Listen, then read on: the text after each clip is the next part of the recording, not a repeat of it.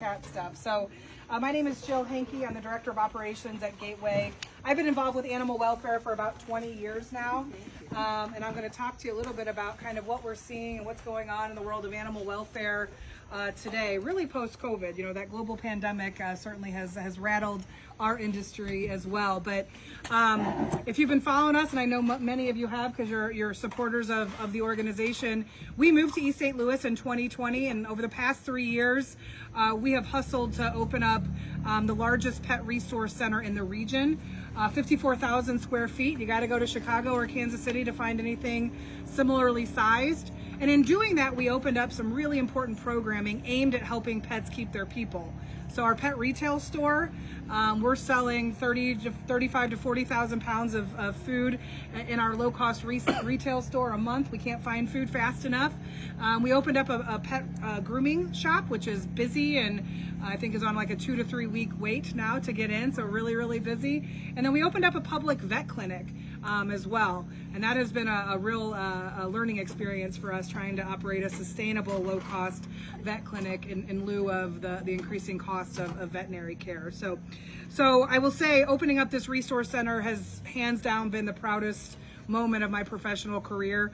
Helping people keep their pets really is at the crux of what we do and what motivates us every day to do the work that we do. And to talk about a little bit about where the industry is at. So in general, the industry has been in crisis for about 18 months now.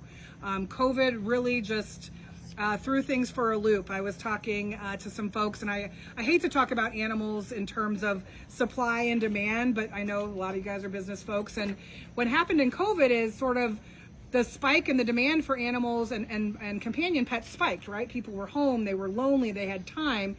And what's happening now is that's going to have to even back out, right? As it does in all industries. And so animals are staying with us longer. They're taking longer to get adopted. And so that poses some challenges and some roadblocks for us. But we're doing a really great job with your support figuring it out.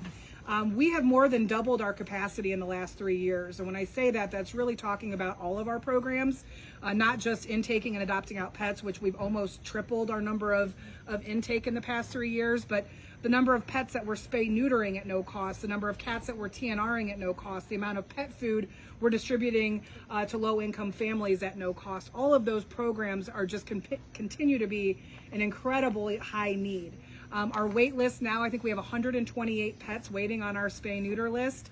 So when people say, well, people need to spay and neuter their pets, yeah, they do, but the cost of it is exorbitant. And so, you know, we are on about a 4 to 6 month wait list at any given time to get somebody's pet in, to get them spay-neutered through our program. So the need is high.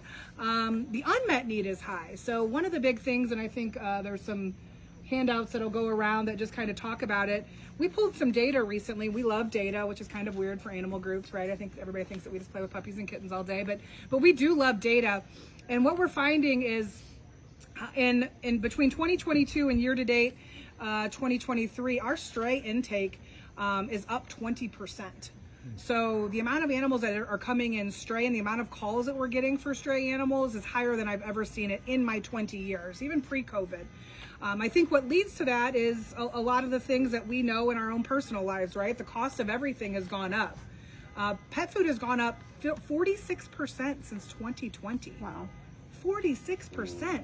That's wild, right? And when you think about, I think I was talking to some other folks, you know, we working in East St. Louis, a lot of our community are renters. And when you think about housing, only 8% of rental housing is pet inclusive. Wow. So you think people are monsters, they don't want to keep their pets, but the reality is they're not able to find anywhere to live with their pets that they can afford to live in. So affordable housing is a huge issue that we're facing right now, along with the cost of food. Vet care has gone up about 10% over last year. So those things are really starting to dribble down to pet-owning families, and they're coming to us for a lot more help. I think the reason that we're seeing more strays and the volume of strays is people would like to surrender them to us, but our wait list is 4 months long for an owner's surrender, right? Because we're prioritizing strays who aren't safe, who aren't being fed. So I think people run out of options. If you are familiar with Gateway or you go to our website, there's a dog available for adoption right now named Inspector Gadget. Gentleman, he's cute, big, short, little squatty thing with a little round, goofy face. Fun. a gentleman walked in with him. We believe it was the gentleman's dog, but said that he picked up the stray, picked him up running stray. He was in way too good a shape to be running stray. And he brought him in the lobby, and as our team instructed him to fill out the form, they let him know that we had a wait list. And as they turned to walk away and help another client, he unhooked his collar and leash and left him there in our lobby and ran out. And you would think, what a monster, why would somebody do that? But I think it speaks to the desperation that people are feeling with their pets. They knew it was a safe space, right? And while I would much prefer that he go through the proper channels, I'm glad that Inspector Gadget is safe. But we are seeing truly unprecedented numbers of animals just being tied out to our fence, kittens being dropped off in boxes in front of the shelter. It really is like no other time. I think the good news is that we had a really good foundation to start with, right? We were ahead of the game when we thought about a pet resource center. So we're doing a lot more with keeping pets with their people. We're also doing a lot with what we call diversion. So we get a lot of calls about strays, and we've never had a wait list for intaking strays. Strays were always a priority for us. Right now, strays can wait anywhere from a month to 2 months before we have space for medium and large sized dogs, right? We can always take in puppies, small dogs, kittens, cats. We're getting there. Cats are starting to pose a little bit of a constraint for us, but medium and large breed dogs as strays are generally having to wait 1 to 2 months if they're not sick, injured, emaciated, pregnant, nursing, all the things that we put into an emergency intake category. What's tough about that is the hardest thing that we do every day is leave dogs out there.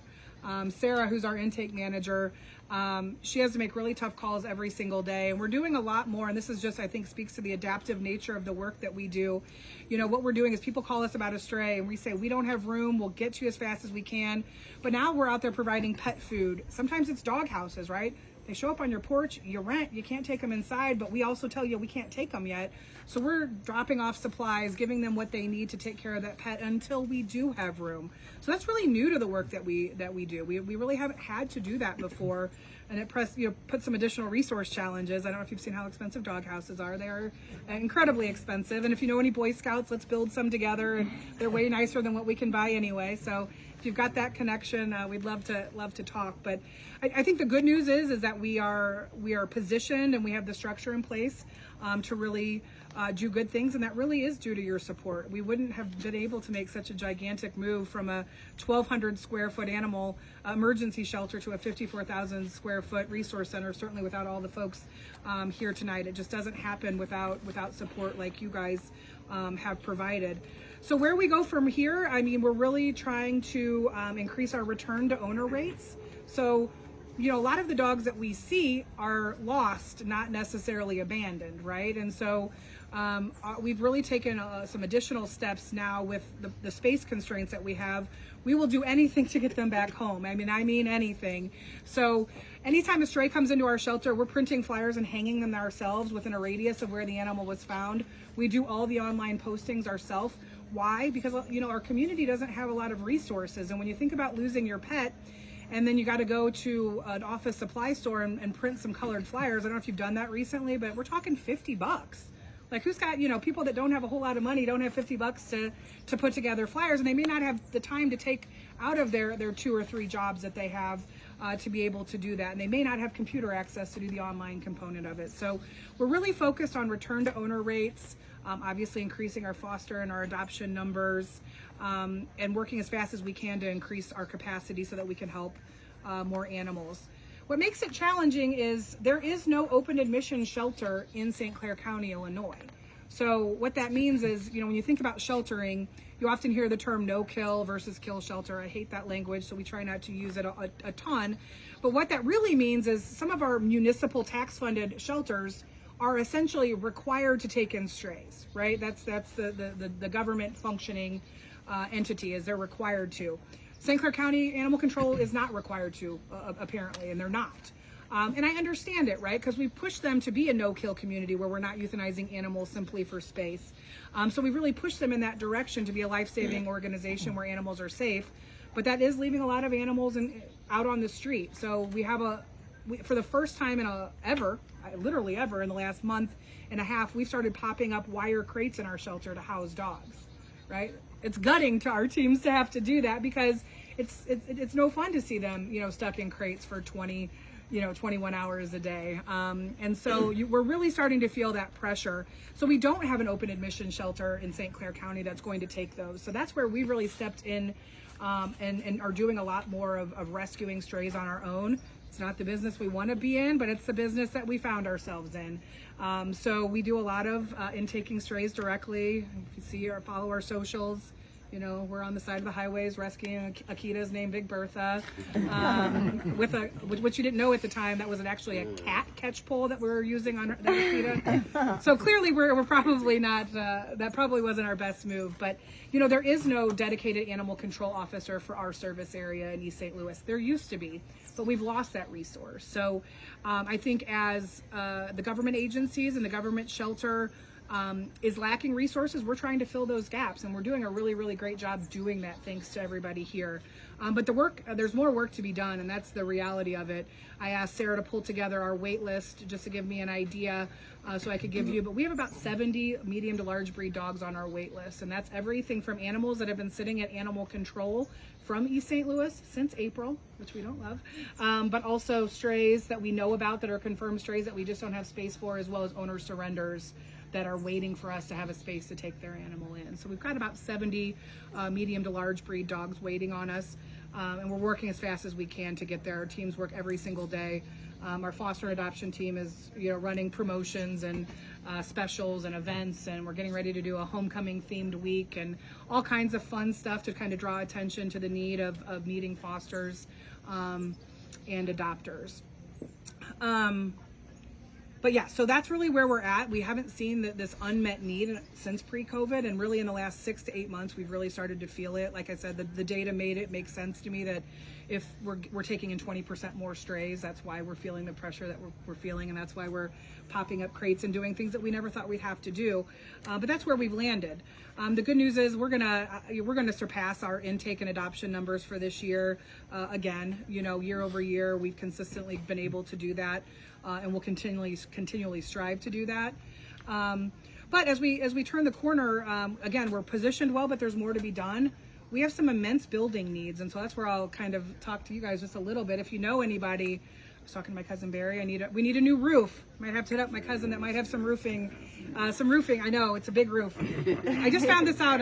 My boss probably like, I probably shouldn't talk about this in a speech, but our deductible to get a new roof, even if like a storm hits it, is $81,000. Oh, so that's 3% of our total policy. So of course we're like, oh, we got a great hailstorm. Surely we'll get a new roof, and they're like, not enough hail, and even if you did get enough hail, it's $81,000. And we're like, okay, so we don't want a new roof, right? We're not ready for a new roof. So roofing, we have some HVAC, we have some significant HVAC needs, we have some significant plumbing needs, and just general maintenance. So if you have any connections to anybody out there doing that work, we would love to contact them and get in touch with them and see how they might be able to help, because getting the building set up and fully renovated the way that it needs to be is our next step in being able to help more animals. We have some of these cuddle rooms, and we have our isolation room and our intake room that if they were built out better the way that they should be, we would be able to help more pets in need. And so that's one of our goals as we think through the next couple of years, is how do we start getting some of that work done to get those rooms up and functioning for us. So we have several folks here today from the staff, so please grab them.